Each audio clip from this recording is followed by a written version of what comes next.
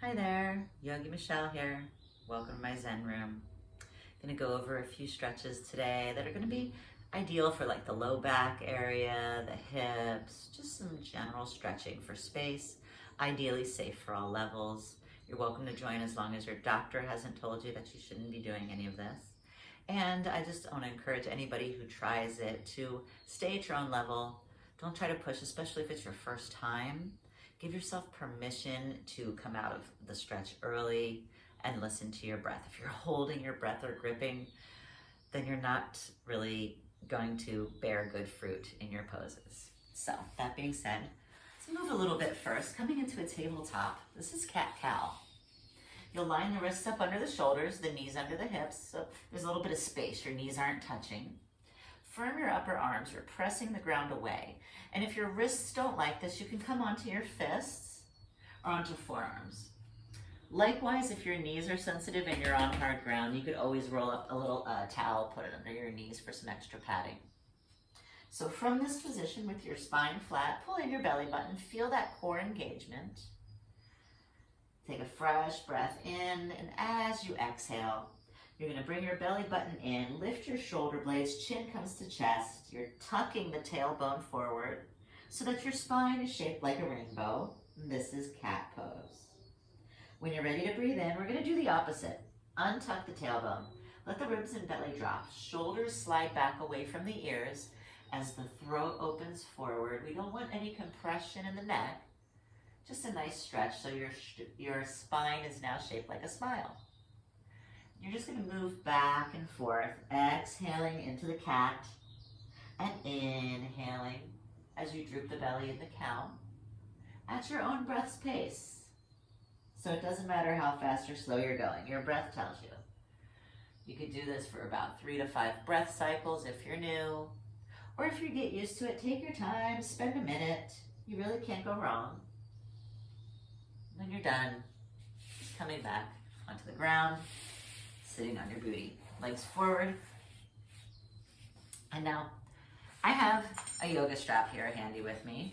You don't have to have this. It just you might find it helpful in some of the poses here. Well, one specifically. You could use a belt, a towel. I've heard of people using pillowcases. Just if you want something like that handy, know that this is a thing. So we're going to keep that right leg straight. We're going to bend the left knee and bring that ankle to the flesh above that right knee so that you've got a nice little stretch starting out here on the outer hip. If this is too intense, we don't want pain. You could just bring that sole of that foot to the inner thigh.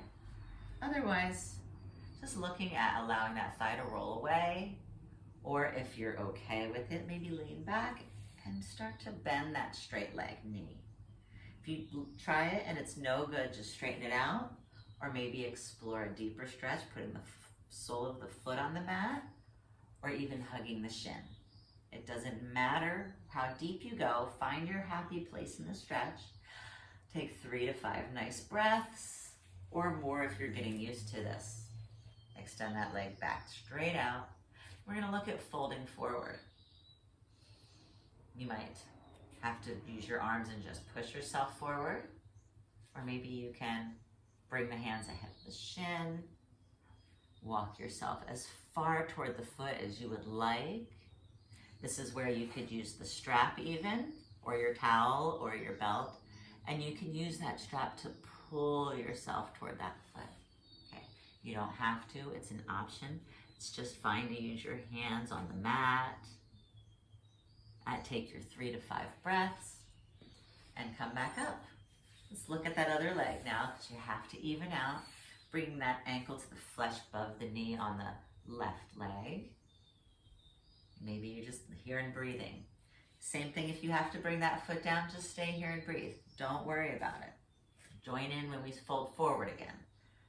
Maybe you're coming in a little deeper, or deeper still, or deepest. Find your happy place. Take your 3 to 5 breaths, and then ease your way back out of it. And then maybe look at leaning into it. If you want to bring the hands forward, gravity is going to pull on you differently. Walk in as much as you like. Remember, 3 to 5 breaths is that good guideline. Use the strap if you like that. Can make you feel really secure. Once you've had your breathing, bring it on up, straighten out those legs, maybe massage out the thighs. And we're going to separate the feet nice and wide. Now, don't worry about how far you're separating, just comfortably wide, no pain in the back of the knees. Remember, we don't ever want any pain. If you have a lot of space and you think you can take more, you bring your hands to your outer hips and scoot yourself forward so that you get a greater separation. Just be at your own level. It doesn't matter how far apart your feet are. You want your happy stretch. Again, maybe the hands are behind you and you're leaning yourself forward. Maybe you can bring your hands to the ground in front of you. If you look down, gravity's going to pull on you more. You can use your arms, the strength in your arms, to push you back up or walk in deeper. So you've got choices. Maybe the forearms touch. Just go as deep as you like. Take your breaths. 3 to 5. After you're done, use the support of your hands to walk back up. If you've been in the pose for quite some time, the longer you're in this pose, the more you're going to need your hands to help bring those knees on in. And you might need to rock them out a little. Totally good. Now looking for a twist here. Let's straighten out that right leg again. Keep that left foot nice and close, as close to you as you can. You might feel, let me turn sideways a little. You might feel a little pretzel-y here as we twist around a little, but that's okay. So finding some good space. Lean back a little bit so we can make space for our flesh as we hug with that right arm around the thigh. That left arm, try to set it down behind your right butt cheek and sit up straight. Pull that thigh to the chest. Look over the shoulder and breathe. 3 to 5 breaths. Feel yourself using your arms strongly to turn the torso around. After the breath, unwind and set that leg down. We'll look at it the other side. So this time the right knee bends. Help yourself to sit up straight already. Move the thigh away just enough so you can take that twist, wrap that left arm around, hug that thigh to your body.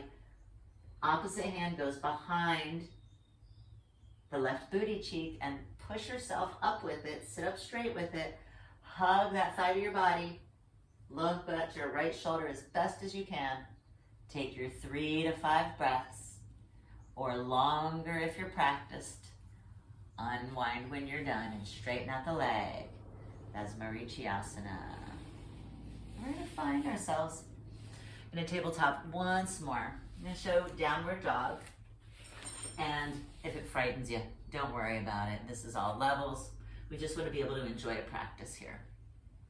So coming into that tabletop again, just like earlier, this time the hands are ahead of the shoulders. Let me scooch back a little bit more. There we go.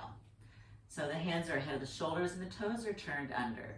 The idea is to push your body up and back as the knees lift. So maybe you want to try that one more time.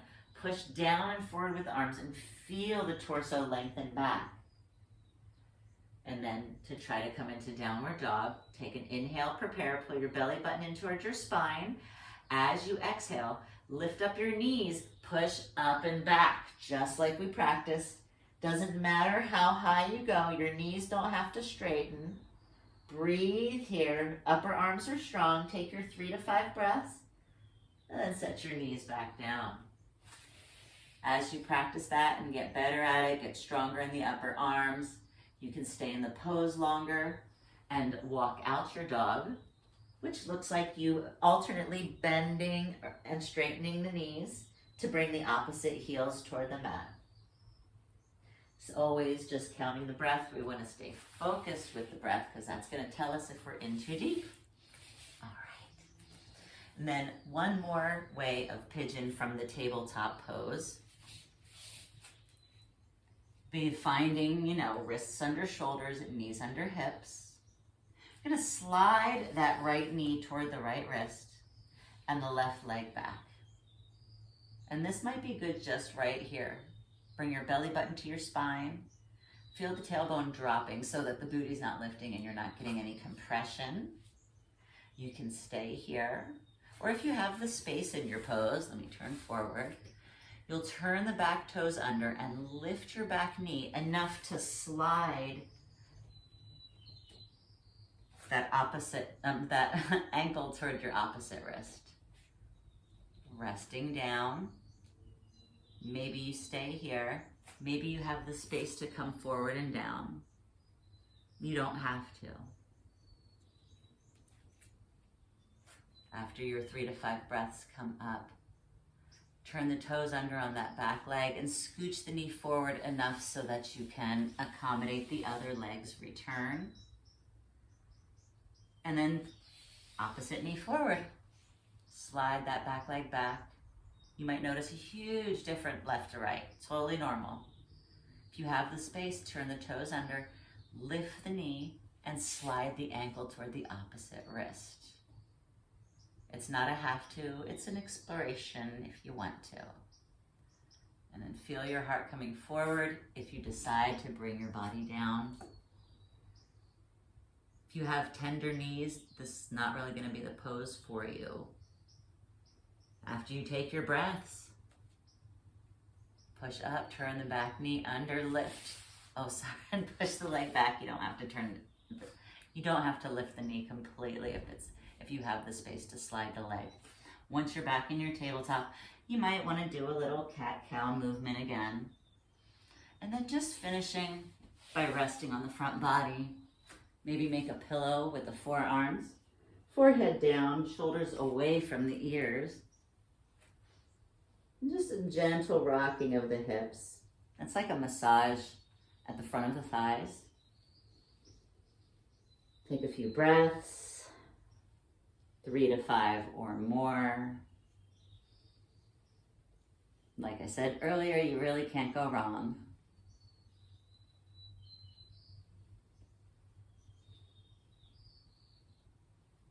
And that's the good stuff right there. Thank you for allowing me to guide you through some stretches today. I hope you're able to find them useful and fruitful. Feel free to leave comments if you have any comments or suggestions for other detailed classes that I could bring to YouTube. Namaste.